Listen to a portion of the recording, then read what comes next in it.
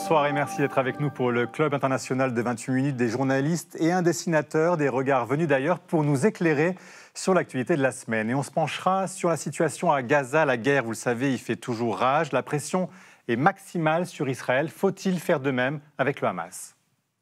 Ce que nous avons obtenu est historique. Nous avons atteint et dépassé tous nos objectifs. D'abord parce que nous avons isolé définitivement le Hamas sur la scène internationale. Alors voilà, pour la France, l'isolement du Hamas est donc déjà acté. Mais dans les faits, faut-il exiger qu'il rende les armes pour faire avancer la paix et relancer la solution à deux États? On en débattra. Et puis notre invité de la semaine ce soir est un jeune globe-trotteur. Roberto Garçon a décidé de visiter le monde différemment, en immersion totale dans des contrées lointaines. Il le raconte dans un livre et ça fait beaucoup de bien, vous verrez. Et en fin d'émission, Julia Van Elst nous donnera de quoi méditer ce week-end. Alors bonsoir Julia.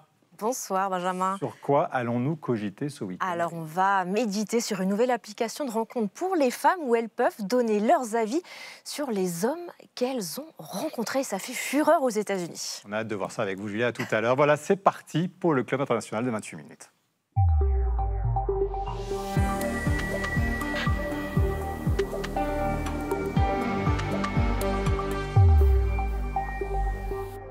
Et bonsoir à mes deux complices du soir, Reza Pounewachi, bonsoir à vous, ravi de vous retrouver. Et puis Frédéric Saïs, toujours fidèle au poste, bien sûr. Et à nos trois clubistes, bienvenue aussi à vous, merci d'être avec nous ce soir. Maya Kadra, vous êtes enseignante et journaliste franco-libanaise. Vous traitez des sujets du Moyen-Orient dans la revue Politique et Parlementaire. À côté de vous, Ketevan Korgestani, bonsoir à vous. Bonsoir. Vous êtes chroniqueuse internationale à France 24 et vous avez été correspondante à Washington. Et puis à côté de vous, Richard Verly, bonsoir. Salut Benjamin. Bonjour Suisse, vous êtes correspondant à Paris du quotidien suisse Blick.fr.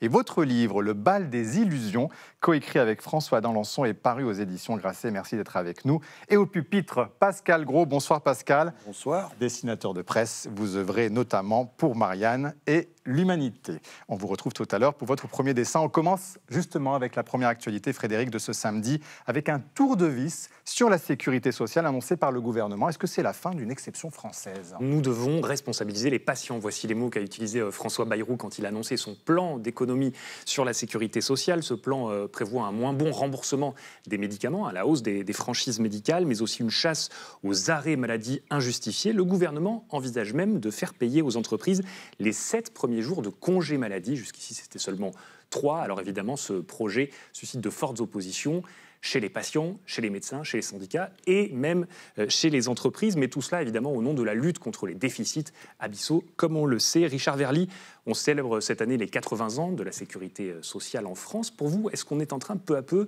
de déconstruire presque ce modèle ? Je crois surtout qu'il n'y a pas le choix. Il ne faut surtout pas le déconstruire parce que c'est incontestablement une force de la France et c'est un atout que les Français devraient peut-être davantage réaliser parce qu'ils ont tendance à l'oublier. Mais tel quel, on voit bien qu'il ne fonctionne plus et que les limites budgétaires deviennent maintenant infranchissables. Donc oui, il faut réformer la sécurité sociale. Moi, j'ai l'habitude de citer un point qui me frappe.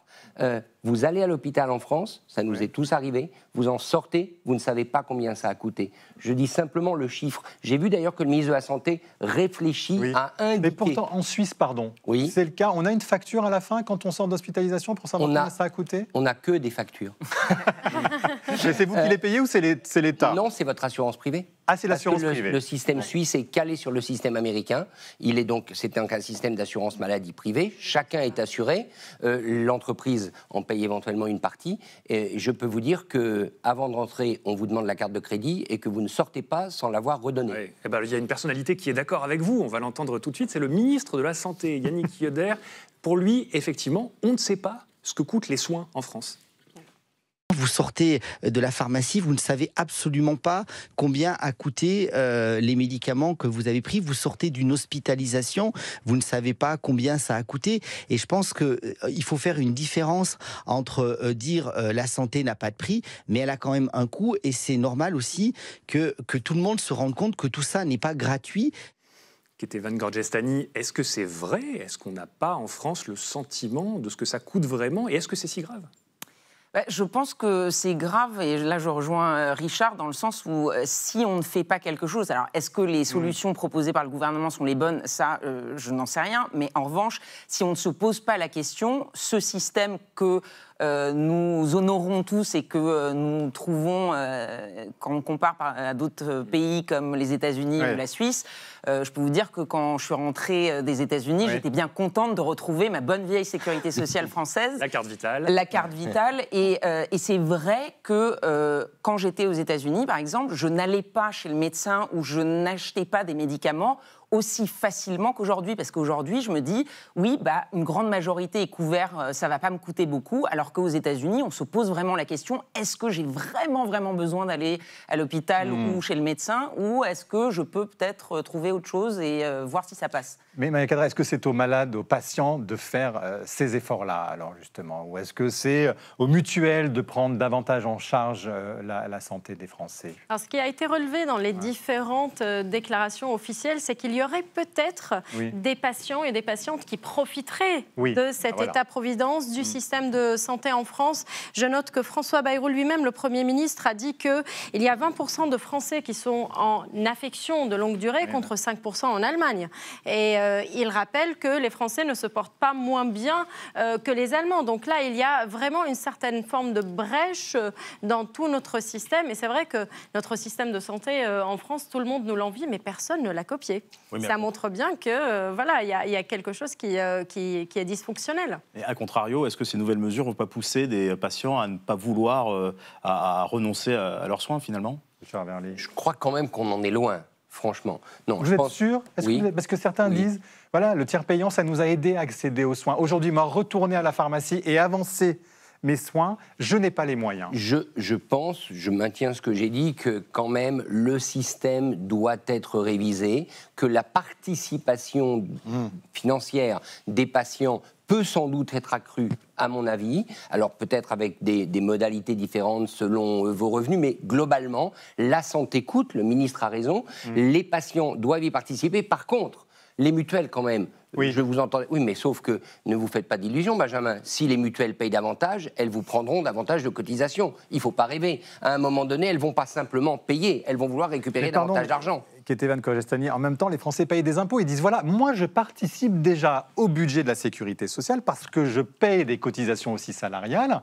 et je paye ma sécurité sociale. Donc aujourd'hui, c'est parce que l'État l'a mal géré. Voilà ce qu'on entend. Oui, mais à un moment donné, quand on a un système de santé aussi avantageux, l'idée que, surtout, on ne touche à rien, on ne réforme pas, et tout va bien, et on va rester. Mais ça fait des années qu'on y touche, et pas de résultats. Mais en même temps, si on ne fait rien, dans 20 ans ou dans 30 ans, on sera chez les Américains, et là, ça sera beaucoup plus cher. Bon, alors, regardez l'avis de Pascal Gros par son dessin, qui est assez intéressant. Parce qu'en matière d'économie, on peut faire d'une pierre deux coups. En économisant sur la santé, on dépense moins longtemps pour les retraites. Voilà, c'est aussi le risque d'une population, disons-le aussi, plus âgée et qui a besoin de soins. Merci pour vos interventions. Comme chaque semaine, on part chez nos très chers voisins européens. Cette semaine, c'est avec vous, Frédéric. Direction Athènes, aux prises avec un scandale de corruption massif. Oui, depuis presque 10 ans, la Grèce n'a pas cultivé que des olives. Elle a aussi fait pousser un système de fraude visiblement bien huilé. On parle ici de presque 300 millions d'euros de subventions européennes qui auraient été détournées via des fausses déclarations de propriété agricole. Une escroquerie dans laquelle auraient trempé d'anciens ministres et d'actuels députés proches du parti de droite au pouvoir. Alors pour le Premier ministre grec Kyriakos Mitsotakis, seule une commission d'enquête parlementaire pourra faire la lumière sur ce scandale. Η χώρα μας δεν έχει ανάγκη από άλλη τοξικότητα και ποινικοποίηση. Έχει ανάγκη από αλήθεια σε σχέση με τις αδυναμίες της και από γενναιότητα για να βρει τις αιτίες να τις ξεριζώσει. Επαναλαμβάνω ότι αυτός ο δρόμος μπορεί να ανοιχθεί μόνο μέσα από εξεταστική επιτροπή. Voilà, une commission d'enquête qui a été approuvée cette semaine par la majorité des élus de la Voulie, c'est l'équivalent de l'Assemblée nationale en Grèce. Donc vous me direz, tout se passe bien, la politique s'en saisit, elle va enfin mettre un terme à ce scandale. Sauf que ce n'est pas exactement comme ça que c'est perçu. En réalité, cette procédure parlementaire va considérablement allonger les délais, les vérifications, les procédures. Et ce sont des investigations qui concernent le parti du Premier ministre, en tout cas des élus qui sont proches de ce parti-là. Alors évidemment, l'opposition dénonce la manœuvre. Επειδή τα στοιχεία τα οποία υπάρχουν μέσα στη δικογραφία για το σκάνδαλο του ΟΠΕΚΕΠΕ και την εμπλοκή της κυβέρνησης της Δημοκρατίας είναι αδιάσυστα, ζητάει τώρα Εξεταστική Επιτροπή για να μην αρχίσει η διερεύνηση των ευθυνών. Mais en quoi elle consiste concrètement, cette fraude? Alors, c'est un stratagème assez simple, Benjamin. Tout part de l'OPKP. L'OPKP, c'est l'organisme chargé de la distribution des subventions agricoles, de la PAC, la politique agricole commune. Or, selon les premiers éléments, depuis 2017, des millions d'euros de subventions sont distribués à de faux bergers pour des terres qu'ils ne possèdent même pas. Cette agence a déclaré des pâturages éligibles aux aides européennes à partir de cadastres défaillants ou falsifiés. Rendez-vous compte, chaque année, c'est 3 milliards d'euros distribués à la Grèce, qui est le 7e pays bénéficiaire des aides de la politique agricole commune. Et parmi ces 3 milliards, il y a donc des millions d'euros dilapidés dans un système frauduleux et couvert par une quarantaine d'élus qui ont pu troquer de fausses prairies contre de vrais votes dans les urnes. Alors c'est le média Politico qui a révélé cette affaire. Tout récemment, 4 ministres mis en cause ont démissionné, mais d'après l'une des anciennes patronnes de l'OPKP, tout le monde savait, et depuis très longtemps. Écoutez. Ο ΠΚΠ δεν θα έφτανε στο σημείο που έχει φτάσει σήμερα και να έχει υποστεί αυτή την τεράστια εθνική αλλά και ευρωπαϊκή απαξία αν είχαν γίνει κάποια πράγματα από τη στιγμή που δημιουργήθηκε το πρόβλημα. Και το πρόβλημα κατ' εμέ δημιουργήθηκε από το 2010. Alors aujourd'hui, le parquet européen et l'Office européen antifraude sont saisis. Mais Maya Kadra, est-ce que ça n'aurait pas été le rôle de l'Union européenne de faire du préventif, de contrôler avant? Est-ce que ça ne montre pas une faille majeure malgré tout? Et bien sûr, et la faille n'est pas uniquement au niveau de l'Union européenne, c'est toute la transparence de l'État de Grèce lui-même. En fait, là, on ne parle pas d'un petit scandale, d'un petit élu par-ci et par-là. Non, là, il y a des ministres, d'anciens ministres de l'Agriculture qui sont impliqués. Vous avez parlé de cette fameuse commission d'enquête qui est entravée. On veut rallonger les délais, on veut plutôt diluer cette enquête pour mieux mettre le feu sous le boisseau, mais l'Union européenne, on peut dire que sa réponse, elle a été plutôt sévère. Ils ont imposé une amende comprise entre 392 millions et 400 millions d'euros, et ils ont réduit plus de 5%, que les montants fraudés. Plus que les montants fraudés, avec un petit cadeau en plus, la cerise sur le gâteau, une réduction de 5% des aides à l'agriculture en Grèce. Et donc c'est largement compensé côté Union européenne, mais cela ne résout pas ce problème de la transparence entre États européens, entre États et Union européenne. Ketevan Korjestani, est-ce que le mal n'est pas fait quelque part et est-ce que ça ne va pas donner de l'eau au moulin des anti-européens qui dénoncent une Europe trop généreuse globalement et mal gérée? Oui, probablement. Après, effectivement, la réponse de l'Union européenne va contre ça, justement, de dire une fois qu'on a vu qu'il y avait un problème, on est intervenu. Après, effectivement, peut-être qu'à l'avenir, il faudrait instaurer peut-être des contrôles en amont pour pas que cette situation puisse arriver et puisse durer aussi longtemps, parce qu'on voit que c'est pas quelque chose qui date d'il y a 6 mois, c'est quelque chose qui est sur le long terme. Richard Verly. Oui, je vais peut-être vous étonner, mais moi je me félicite plutôt de ce qui se passe. Parce que pour avoir suivi toute la crise grecque, pour avoir été beaucoup en Grèce pendant la crise des années 2008-2015, je peux vous dire que jamais des responsables politiques n'auraient osé dire ce qu'on a entendu. C'est-à-dire que maintenant, la société civile grecque, mais aussi une partie de l'administration, puisque cette dame, elle est responsable de l'administration, prend fait et cause pour l'Union européenne contre les pratiques du gouvernement et de l'État. Donc c'est plutôt salutaire. Alors je ne dirais pas qu'une fraude est salutaire. Je dirais simplement que les comportements ont changé et il faut en retenir l'élément positif. Il y a aujourd'hui au sein de l'État grec, ce qui était absolument inexistant avant, une partie des cadres de cet État qui estiment qu'il faut le moderniser, il faut de la transparence et il faut accepter des contrôles de l'Union européenne. Donc quelque part, moi je veux voir cet élément positif. 300 millions sur 3 milliards, c'est 10% de fraude, mais ça change en Grèce. Merci pour ces éclairages. On va prendre celui de Pascal Gros, pour qui on a évité le pire, Pascal, c'est ça? Et oui, pour l'Europe des années après la crise, l'Europe a eu chaud, on a évité le pire. J'ai eu peur qu'ils se servent de tout cet argent pour relancer les services publics. La Grèce, quand même, qui a remonté la pente depuis 2008 considérablement. On va maintenant retrouver notre DRH Olivier Boucreux, qui chaque samedi désigne son employé de la semaine. Et ce soir, la présidente de la Commission européenne qui en a vu des vertes et des pas mûres. Nous sommes tous des employés, elle est patronne à la tête de 32 000 fonctionnaires. À Bruxelles, on dit même qu'elle est la Commission à elle seule. I stand here today ready to lead the fight with all the democratic forces in this house. C'est qui Ursula von der Leyen, première femme présidente de la Commission européenne, réélue pour un second mandat en 2024. Ex-médecin, mère de 7 enfants, féministe et cavalière passionnée, elle dit que les chevaux lui ont appris la discipline. Depuis 2019, c'est l'Europe qu'elle tient, cravache à la main. Flashback Bruxelles années 60. Ursula Albrecht grandit dans la bourgeoisie allemande, école européenne, rigueur protestante, père ministre. À 19 ans, alors que la fraction Armée Rouge menace les enfants de responsables politiques, elle est exfiltrée à Londres par Scotland Yard, pseudo Rose Latson. Entrée en politique à 44 ans, elle devient ministre de la Famille, du Travail puis de la Défense. Elle supervise le retrait d'Afghanistan, arme les Kurdes et se heurte à sa propre armée. Sa popularité plonge. Mais en 2019, Macron la propose pour Bruxelles. Elle promet une Europe verte, numérique, souveraine. I want Europe to become the first climate neutral continent in the world by 2050. Pendant la pandémie, elle négocie en privé avec Pfizer des contrats à plusieurs milliards via des SMS jamais publiés. L'opacité, tout un art. Forbes la sacre 2 fois femme la plus puissante du monde. Ursula n'est pas populaire, mais elle est décorée au Mali, en Lituanie, en Ukraine. En 2021, reléguée sur un canapé par Erdogan pendant que les hommes occupent les fauteuils, elle proteste, le Sofagate ne passera pas. Elle vient de signer un accord douanier avec Washington, 15% de droits sur les produits européens contre 750 milliards d'achats et d'investissements aux États-Unis. It's a good deal. It's a huge deal. Yeah. It was tough negotiations.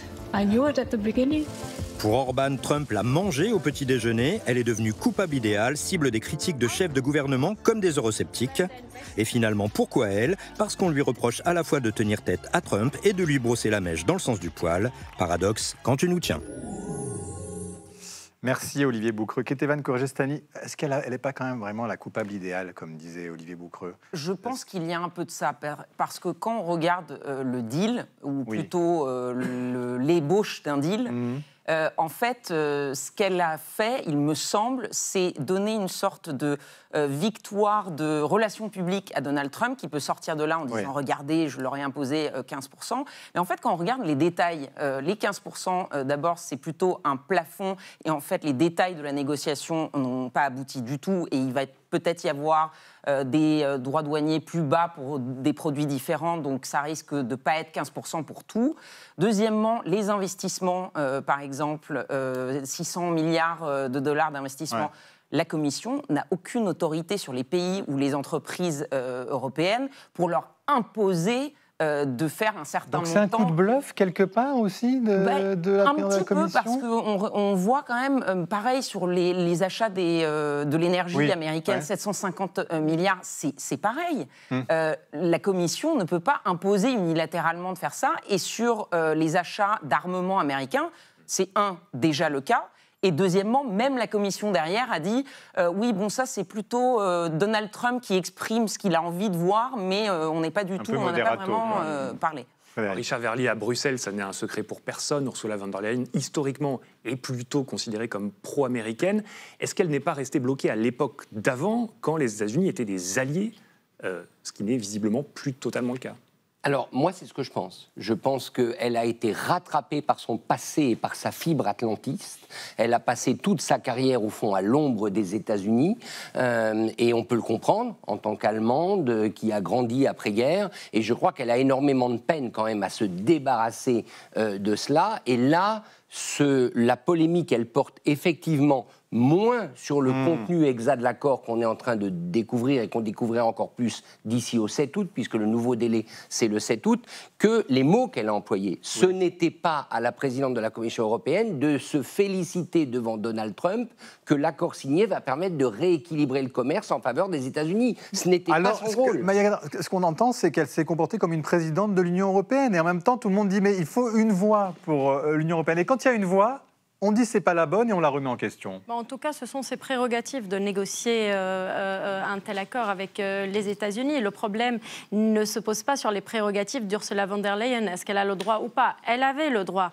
La véritable question, c'est celle des contreparties. Qu'est-ce que l'Union européenne a-t-elle obtenu après ces négociations? C'est les États-Unis qui sont les grands, ceux qui ont le plus gagné, les grands gagnants. L'Union européenne n'a rien obtenu. Et c'est là où on pose une autre question aussi. Est-ce que c'est de l'incompétence ou est-ce que c'est de la corruption? Alors, j'ai du mal à croire aux deux, mais il y a peut-être un peu des deux. Est-ce qu'elle a négocié peut-être certains intérêts particuliers? C'est ça la contrepartie. Parce que, alors, je n'ai aucune idée, je n'ai aucune prétention, mais c'est juste dans l'hypothèse qu'il y a peut-être de la corruption ou de l'incompétence, il y a peut-être cette question d'intérêt particulier. Alors, le mot corruption, il est quand même très fort. Mais collusion avec les intérêts industriels allemands, oui. Collusion, certainement. Elle défend un agenda aujourd'hui très favorable à l'Allemagne. Elle vient du parti conservateur qui est aujourd'hui au pouvoir. Et je crois que de ce point de vue-là, elle a fait ce qui est bon pour l'Allemagne, même si le chancelier Merz a dit que l'économie allemande allait souffrir. Mais encore une fois... Mais il n'a pas été aussi critique que le président Emmanuel Macron. Mais encore une fois, il y a une faute quand même diplomatique majeure. Quand vous êtes président de la Commission européenne, vous défendez l'Europe. Vous n'avez pas à vous excuser d'un rapport commercial déséquilibré. C'est ce qu'elle a fait. C'était pas le lieu, c'était pas le moment de ce fait. Peut-être que c'est aussi la preuve d'une faiblesse française qui est présente à la Commission européenne mais qui ne s'est pas fait suffisamment entendre. Mais on en parlera certainement. Et à nouveau sur ce plateau, j'imagine, dans les prochains jours. À vous la parole, ou plutôt le stylo, le feutre, Pascal Gros. Oui, une nouvelle casquette pour Donald Trump. Make von der Leyen deal again. J'adore cette casquette.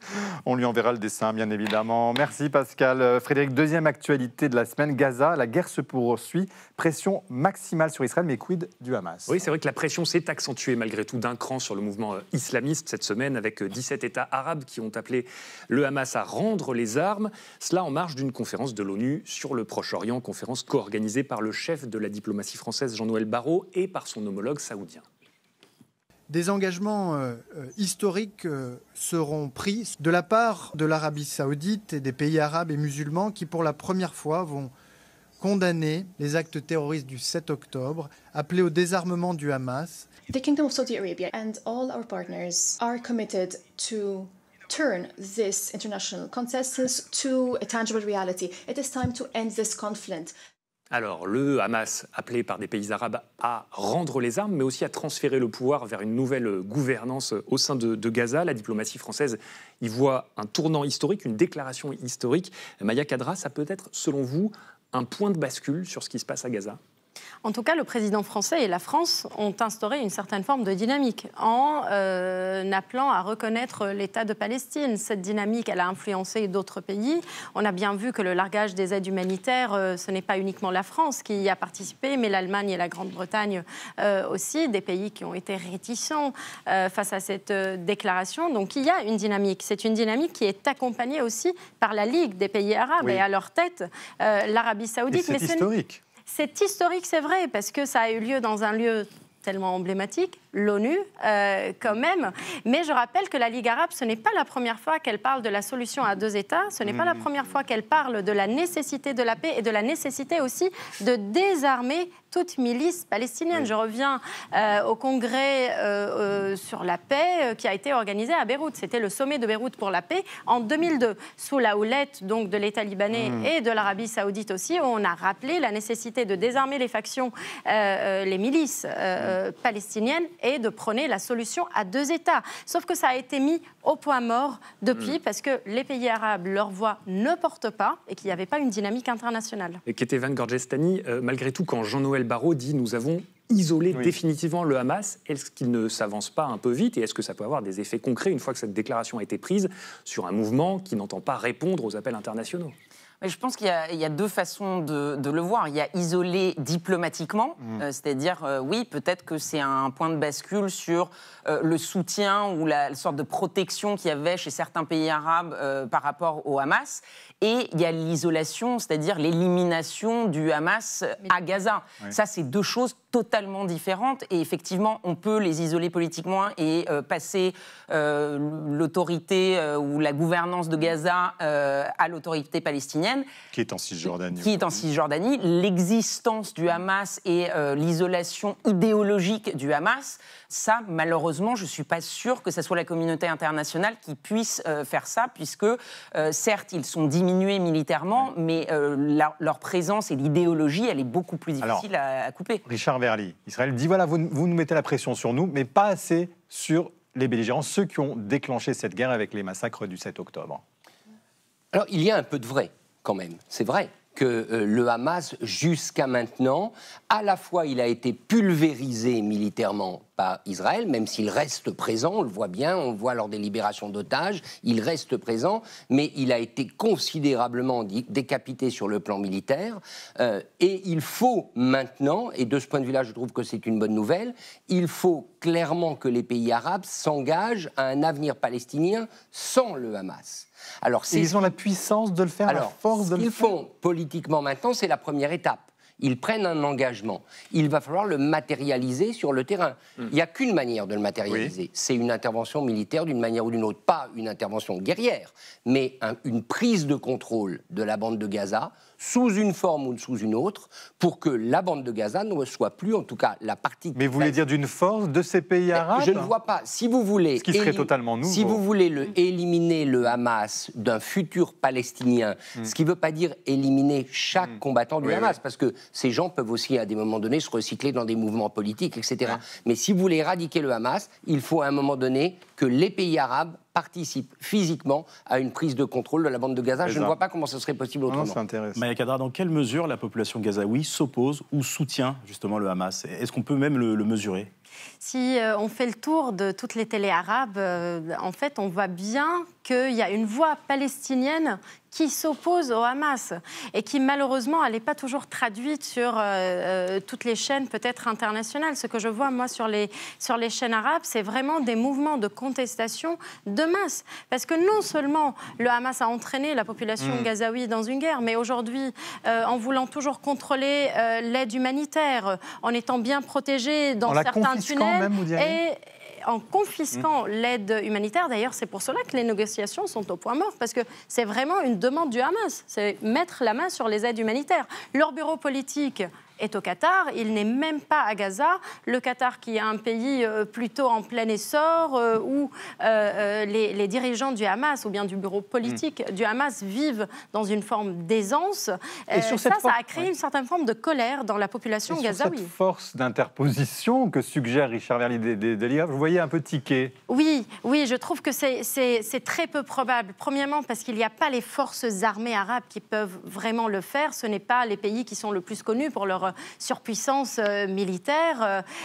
Deuxièmement, je trouve que pour éradiquer le Hamas, et plus loin que le Hamas, l'idéologie même de l'antisémitisme qui existe au Moyen-Orient, il faut vraiment mettre en branle, ou bien remettre en branle, tout ce processus de paix qu'on a appelé les accords d'Abraham. La Syrie aujourd'hui négocie avec Israël, l'Arabie saoudite, le Liban peut-être rejoindrait le camp des pays de la paix, et c'est ce qui va vraiment mettre fin à ce conflit. Merci pour tous ces arguments, c'était très intéressant. On va demander à Pascal Gros, lui, comment il envisage tout cela. Oui, les contradictions donc en Palestine, rendre les armes, oui, mais il faut arrêter de nous en envoyer. Merci Pascal. C'est l'heure de la télé des autres et c'est avec vous, Reza. Et cette semaine, qu'avez-vous donc regardé ? Alors cette semaine, j'étais branché sur Vatican News pour regarder une première. C'est original. Alors cette année sainte, vous ne le savez peut-être pas, le Vatican marque un tournant. Il a accueilli lundi et mardi le tout premier jubilé des missionnaires du web. Plus d'1 millier de créateurs de contenus religieux venus du monde entier ont convergé vers la place Saint-Pierre à l'invitation du Vatican pour réfléchir à la manière d'annoncer l'évangile de l'ère numérique. Cet événement illustre la nouvelle stratégie de communication de l'Église, séduire la jeunesse par les réseaux sociaux avec un pape Léon XIV qui assume d'être ultra connecté, parlant aussi bien d'algorithmes que d'évangile. L'Église catholique n'a certes pas découvert les réseaux sociaux hier, mais Léon XIV leur accorde une importance particulière. Il a lui-même une longue expérience personnelle de ces plateformes. Il avait ouvert un compte Twitter, aujourd'hui X, en août 2011, un an avant Benoît XVI, postant plus de 400 tweets avant la suppression de son compte juste après son élection. Il n'y a plus de mémoire numérique pour le nouveau pape. Mais c'est donc un pape qui connaît bien ses codes et qui sait à qui il s'adresse. Exactement. Léon XIV est le premier à assumer vouloir conquérir le continent numérique. Il l'a rappelé lors de la messe inaugurale. Today we are in a culture where the technological dimension is present in almost everything, especially as the widespread adoption of artificial intelligence will mark a new era in the lives of individuals and societies.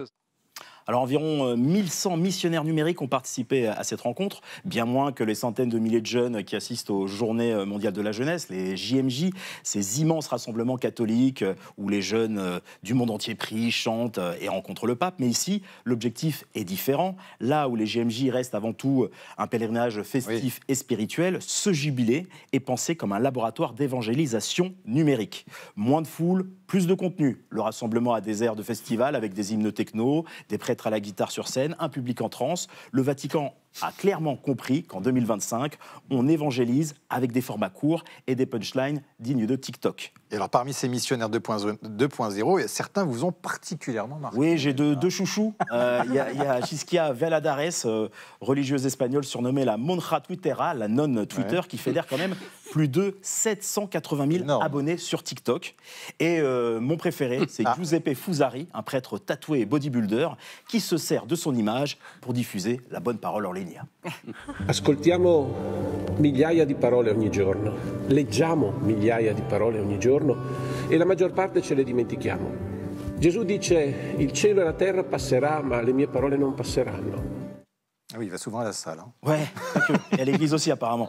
Donc derrière les paillettes numériques, le pape Léon XIV a rappelé quand même la nécessité de ne pas trop céder à la logique de la performance, car trop de likes signifie pas assez de foi. Nos pide hoy construir otras redes, redes de relaciones, redes de amor, redes de intercambio gratuito, redes donde se pueda reparar lo que ha sido roto, sin importar el número de los seguidores, los followers. Alors ce jubilé numérique n'est plus qu'un simple coup de com', c'est un test grandeur nature pour vérifier si l'Église peut rayonner dans les mêmes espaces que les influenceurs classiques. Et le fait d'avoir convié ces ambassadeurs numériques pour lancer dans la foulée la Semaine de la Jeunesse, qui a réuni près de 500 000 fidèles, donne encore plus de poids à ce virage numérique. Ce jubilé le prouve, l'évangélisation 3.0 n'est plus une option, c'est devenu un horizon stratégique pour le Vatican. Et Richard Verly, j'avais une question pour vous. Cette stratégie justement sur les réseaux sociaux, est-ce pour vous une formidable ouverture vers les jeunes ou une dérive marketing? Et surtout, ce jubilé marque-t-il un vrai changement durable dans la façon dont l'Église veut parler aux nouvelles générations? Alors, je ne pense pas que ce soit quelque chose de marketing. Je pense que c'est la réalité numérique, la réalité de tous les jours, et que l'Église catholique l'appréhende et qu'elle a raison de le faire. Et quant à ce pape, au fond, on est passé d'un pape de la parole forte, mais une parole controversée, à un pape qui, je crois, va s'intéresser beaucoup aux moyens de communication. Et ça va être son approche. Il va essayer de galvaniser le message catholique en conquérant de nouveaux moyens de communication. C'est intéressant, c'est une autre stratégie. Il n'est pas dans l'approche charismatique qui prévalait avant avec François. Il est dans une approche peut-être plus technicienne, qui correspond à son personnage, mais qui pourrait bien être plus efficace. Merci Richard. Pascal Gros, attention aux hackers, c'est ça? Et je trouve que ça commence à aller un peu loin, tout ça. Connaissez-vous Jésus? Mon téléphone a été piraté par les témoins de Jéhovah. Excellent, merci Pascal. Accueillons maintenant notre invité du samedi, Roberto Garçon. Bonsoir à vous, installez-vous sur ce plateau. Vous êtes journaliste, bonsoir, jeune journaliste, mais surtout dorénavant globe-trotter.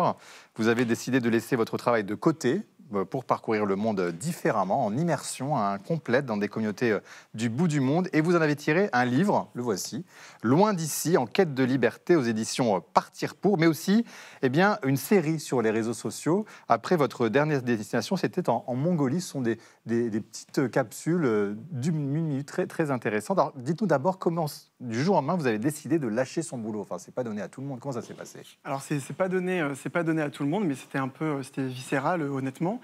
Moi, ce métier de journaliste, je l'avais rêvé depuis que j'avais 15 ans à peu près. C'est vraiment ce que j'ai toujours rêvé de faire. Et il se trouve que j'ai réussi à le faire assez jeune. Je suis devenu réalisateur quand j'avais 22 ans, pour des émissions comme Envoyé spécial. Enfin, vraiment, l'investigation, c'est vraiment ce qui était important pour moi. Et force est de constater que plus le temps passait, moi, je ressentais le déclic et j'avais sûrement trop fantasmé cette vie. Je l'avais sûrement peut-être trop rêvé, en tout cas, en imaginant qu'elle allait me sortir de ma condition et de tout un tas de choses. Et donc, à un moment, il a fallu se rendre à l'évidence. Ma vie ne se passe pas là. Et donc, vous êtes parti. Et donc, je suis parti. Et alors, vous êtes parti dans des pays d'Amérique latine d'abord, c'est bien ça. Et puis, là, récemment, en Mongolie. C'est ça, exactement. Ouais. Et alors là, qu'est-ce qui a été si différent que ça? Vous le racontez, c'est plutôt le temps qui vous a... comment le temps se passe, et plutôt ce partage, c'est ça, que vous avez noté, relevé?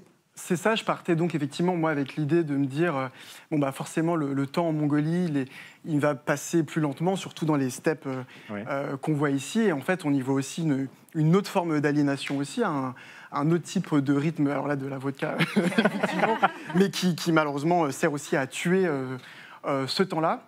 Ah oui. Et en tout cas, j'ai vu une vie où on contrôle bien moins les choses qu'ici, où tout est timé à la minute proche, mais avec ça vient aussi un peu le côté mythe de Sisyphe, dont Camus parle aussi beaucoup. Et j'ai vraiment retrouvé ce coin-là d'une vie routinière qui se ressemble aussi énormément, mais sans issue de nouveautés aussi. Et vous dites alors que vous êtes parti, évidemment, avec parfois des clichés occidentaux qui ont fait face, qui sont écrasés sur une réalité brute, très différente. Est-ce que vous avez un exemple parlant de ces clichés que vous avez brisés ainsi ? Bien sûr, par exemple, une grosse partie de mon livre se passe en Amazonie équatorienne, où je suis parti vivre au sein d'une communauté indigène, et là-bas, j'avais un peu une image d'Épinal, un peu de rendez-vous en terre inconnue, même si j'aime beaucoup cette émission, mais tout le monde va être dans le partage, et en fait, on mange tous ensemble au coin du feu, etc. Et en réalité, on retrouvait une extrême pauvreté qui faisait que chaque famille ne produisait à manger que pour elle-même. Et donc ce côté très individualiste, en fait, m'a vachement surpris au début de mon arrivée là-bas, en me disant, ok, en fait, on part effectivement avec des clichés d'occidentaux qui sont là pour être ensuite fracassés une fois qu'on arrive dans la réalité du terrain. Vous avez une question, je crois, Maya. Alors oui, parce que c'est passionnant votre parcours, Roberto. Vous me faites penser à cette tradition à la fin du 19e siècle de tous ces écrivains qui étaient en quête d'exotisme, d'orientalisme, etc. Je pense à un certain Gérard de Nerval et à ses carnets de voyage en Orient, et surtout à son retour en France, parce qu'il est rentré presque déprimé, il a déchanté, il a très mal fini. Qu'est-ce que ça vous a appris paradoxalement sur la France, tous vos voyages ? Alors j'espère être moins déprimé. Non, vous n'avez pas l'air, Mais en tout cas, moi j'y verrais, je j'idéalise pas l'aventure, j'idéalise pas le voyage, j'idéalise pas les autres endroits où je vais. J'y vais, c'est d'autres réalités dans lesquelles je me confronte. Donc en France, quand je suis revenu, et maintenant je fais beaucoup d'allers-retours, quand j'y vais, j'essaie juste au contraire de regarder mes proches avec plus de lucidité, de regarder ma culture avec plus de lucidité aussi, et de me dire, forcément, il y a de la haute adrénaline quand on vit ces choses-là, mais c'est aussi d'essayer de réinventer un quotidien quand on revient ici, et de se dire, tout le monde, quand les gens partent en voyage, c'est que tout le monde dit, mais les gens sont adorables, les gens sont gentils, machin. C'est peut-être parce que tu te comportes différemment aussi quand tu vas là-bas, c'est peut-être parce que tu es plus léger, donc les gens sont pas plus gentils, c'est que tu les regardes différemment, donc maintenant j'essaie de regarder mes compatriotes français et autres différemment aussi. Vous dénoncez dans votre livre le volontourisme. Qu'est-ce que ça veut dire ? Alors le volontourisme, qu'on appelle aussi le tourisme humanitaire, il va tirer de ça, il va tirer de ces clichés occidentaux-là. C'est l'idée en fait d'aller vivre dans des communautés dans le monde, mais ça se fait de manière extrêmement encadrée par des agences en fait, et pour laquelle vous payez parfois des milliers d'euros. Je prends un exemple, ils vont construire un puits au Cambodge. Il se trouve que dans la communauté en fait, vous allez avoir 25 puits creusés les uns à côté des autres, ça ne sert à rien. Et le gros problème, c'est que ça maintient des communautés sous pauvreté, parce que pour que des touristes veulent continuer à vouloir y aller, il faut qu'elles correspondent à une image d'une certaine pauvreté pour lequel ils vont faire un peu les sauveurs blancs, les sauveurs occidentaux, etc. Et c'est un grand fléau, et j'en profite pour en parler, parce que ça veut dire que je pars vivre dans des communautés, mais j'essaie de le faire de manière extrêmement encadrée, et si je ne trouve pas la bonne manière de le faire, je ne le fais pas. Il y a un personnage en 10 secondes qui vous a impressionné en Mongolie ? En Mongolie, ce serait Selenge, qui était notre hôte principal, on va dire, et dont justement, lui, j'ai trouvé sa solitude aussi extrêmement touchante, parce qu'il se sacrifie un peu pour sa famille. Il est obligé de... Voilà, Selenge qu'on voit ici, qui est obligé de rester dans les steppes. Alors, toute sa famille a quitté les steppes. Et donc, c'est une vie d'extrême solitude, il faut le dire aussi. Merci beaucoup, Roberto Garçon. C'est à retrouver donc sur Instagram et dans ce livre, Loin d'ici, En quête de liberté, aux éditions Partir pour. Et je relève et je note et je le dis, vous reversez ce que vous touchez à ces communautés que vous avez rencontré dans vos précédents voyages, et ça a inspiré un dessin un peu plus sombre à notre ami Pascal Gros. Disons que de temps en temps, ça se passe pas aussi bien que ça, et là, il part en Mongolie passer du temps, et en chemin, il passe du temps chez les Russes. Merci, cher Pascal, merci encore à vous, Roberto Garçon. C'est l'heure de notre ami David Castello-Lopez et ses questions forcément intéressantes cette semaine. Pourquoi donc les gens font la tête sur les photos anciennes ?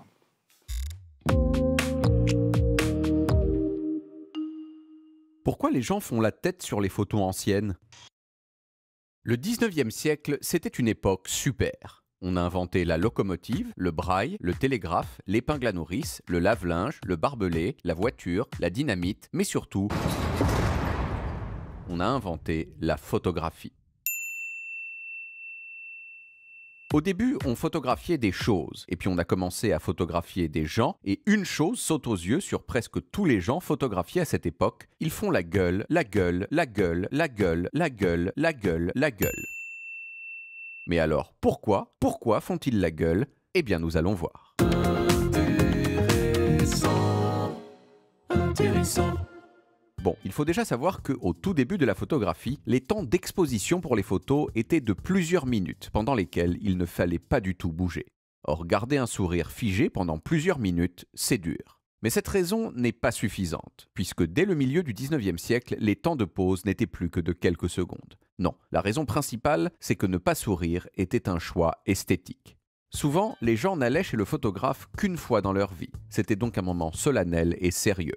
Et rien n'est plus sérieux et solennel que de tirer la gueule. En cela d'ailleurs, la photographie reprenait les codes anciens de la peinture. On se faisait peindre pour la postérité, pour être immortel et permanent. Or, l'état normal et permanent d'un visage au repos, c'est de faire la gueule. Reste une question. Pourquoi est-ce que les gens ont commencé à sourire sur les photos? Eh bien, d'une part parce que la photographie s'est démocratisée, les gens ont commencé à avoir des appareils photos chez eux, et donc à prendre des photos de leur famille et de leurs amis un petit peu tout le temps, y compris quand ils souriaient, et d'autre part à cause de l'apparition du cinéma. Au cinéma, le grand public a pu voir en images toute la palette des émotions humaines, ce qui a contribué à décomplexer les gens sur le fait de sourire. Pourtant, il y a des gens qui continuent à faire la tête sur les photos, comme par exemple les mannequins et aussi moi. Sur l'affiche de mon spectacle, sur la couverture de mon livre et sur mes photos de presse.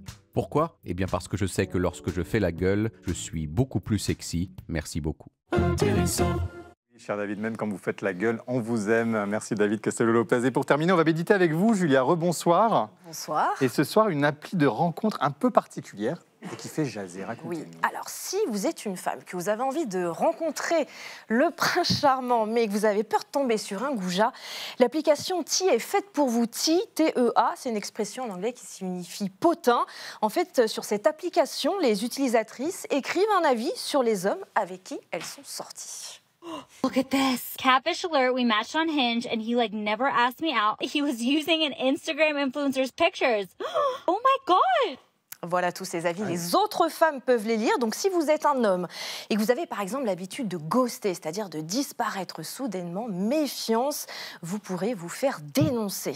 Débusquer les red flags, c'est la promesse donc de cette application de rencontre. Et c'est pour ça que Ti fait un carton aux États-Unis. 4 millions d'utilisatrices au compteur. Les femmes n'en peuvent plus de se faire maltraiter sur les sites de rencontres où tout n'est pas tout rose. Quelles sont les pires pratiques en dating? Eh bien, figurez-vous que selon une récente étude du site de rencontre Badoo, les pratiques les plus courantes sont donc le ghosting, le fait aussi de faire poireauter, les personnes qui enchaînent les rendez-vous à l'appel et enfin le très classique, avoir une double vie. Alors pour se prémunir contre les menteurs, justement, des femmes ont créé des groupes Facebook. Are we dating the same guy? Traduction, est-ce qu'on sort avec le même mec? Vraie question. Alors, je suis allée faire un tour sur ce site et je suis tombée sur un message d'une habitante de Phoenix, en Arizona. Elle vient de découvrir que son petit ami, eh bien, il s'est marié pendant le week-end. Non. That's him calling me Saturday at noon to tell me he was going to the dentist when in reality he was on his way to his wedding. C'est dingue. Oups, comme on dit. Bon, alors, tout ça, effectivement, on pourrait en rire, mais dans les faits, il faut rappeler que pour beaucoup de femmes, aller sur ces applications de rencontres peut s'avérer angoissant. Il y a des risques, on l'a vu, de croiser des menteurs, mais aussi d'essuyer des remarques graveleuses et, dans le pire des cas, des insultes et des agressions, à tel point que, selon un sondage du site Happen, c'est aussi un site de rencontre, seules 2 femmes sur 10 déclarent s'y sentir en confiance.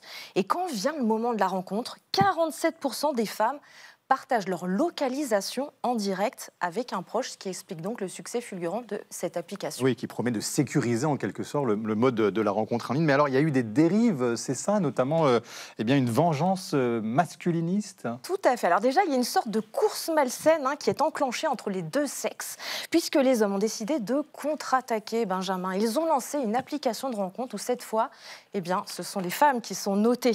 Cette application, elle s'appelle Tiborn et elle se classe déjà déjà dans le top 15 des applications les plus téléchargées aux États-Unis. Mais le plus grave remonte au week-end dernier. Ti a subi, donc l'application pour les femmes, eh bien, elle a subi une cyberattaque d'envergure et des milliers de photos de ses utilisatrices se sont retrouvées en fait sur des sites masculinistes. C'est un problème. Parce qu'après, ces hommes auront peut-être envie de se venger. Résultat, Ti a désactivé temporairement son système de messagerie privée pour justement protéger ces femmes. Bref, avec tout ça, on se demande si, il ne serait pas mieux de revenir aux bonnes vieilles habitudes de drague.